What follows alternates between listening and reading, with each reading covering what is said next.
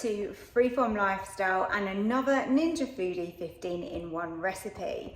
So this is a really quick method because everything is going in one pot. We love it, less washing up, easy to prepare, and it is my chicken biryani. You want to get your Ninja onto sear and saute and give that sort of 3 or 4 minutes just to make sure that has warmed up. A medium to high heat, so I've gone with level 4. And we're going to start with some oil. You can use coconut oil in this. This works really well, but I just have run out, so I haven't got any. So we're just going to have to use a little bit of spray oil. Just going to really coat the bottom of the pot.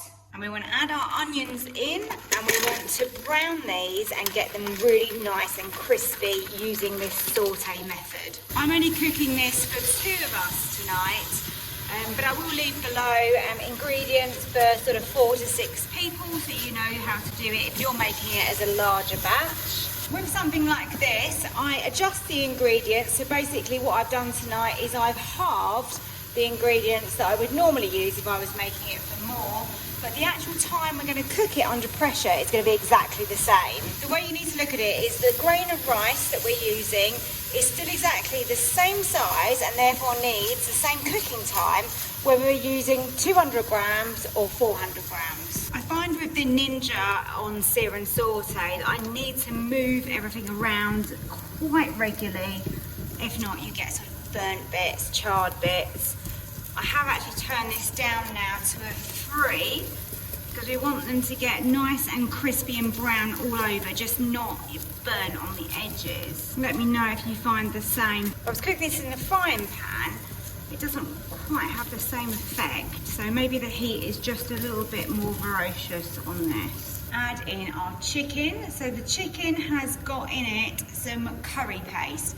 Whatever curry paste you want. I had some Korma left over, so I'm using that. But please use anything that you have, or if you prefer the Tikka flavour, then go with that. So we're going to cook this chicken for sort of 7-8 minutes. We've now got a really good amount of colour on that chicken. I've got some cinnamon, a couple of cardamon pods. By the way, all of these can be bought easily in any supermarket. A bay leaf, just a small amount of saffron, and also some beautiful turmeric. Look at the colour of that. In with some ginger, and I'm also going to crush in some garlic. Smells so amazing already. You wait till this goes under pressure.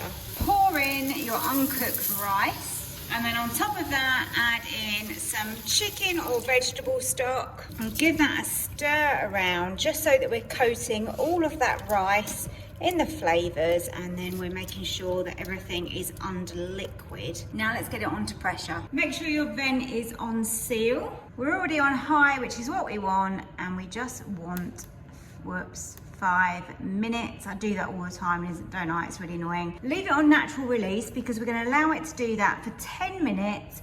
Then we're going to manually quick release it, which I'll show you how to do. If you're new to this, then it will always come up like this while it builds up the pressure. If you use boiling water in your stock, it's going to come up to pressure a lot quicker. This shouldn't take too long though. Now we've had 10 minutes on the natural release. It's actually saying that that has released everything. We can open it, so that is great. I thought I might have to manually, and all you would do is just literally turn that on. You can hear that hissing a little bit, but actually we are good. Oh my goodness, look at this. We have very fluffy rice and cooked chicken, and it smells absolutely incredible. I'm gonna serve this into my bowl. Looks so nice. We've got a naan bread there and some little samosas. Just gonna slice up the naan bread into some pieces. So there we are. There is my chicken biryani. Looks absolutely gorgeous. So much flavour has gone into there. And we've got some mango chutney on the side. I'm actually just gonna grab a spoon and just give that a little taste. Oh, yum. That is incredible. We've eaten tonight's dinner and I wanted to update you on my thoughts on the recipe. So I used a korma paste because that is what I had left over. I think when using that amount of rice, you want something with a bit more of a kick and a punch. So if I was going to make that again, I would definitely go with something a little bit stronger and maybe use a little bit more as well. Overall, a great family meal again, and I hope you liked this recipe. If you did, remember to hit the like button as always.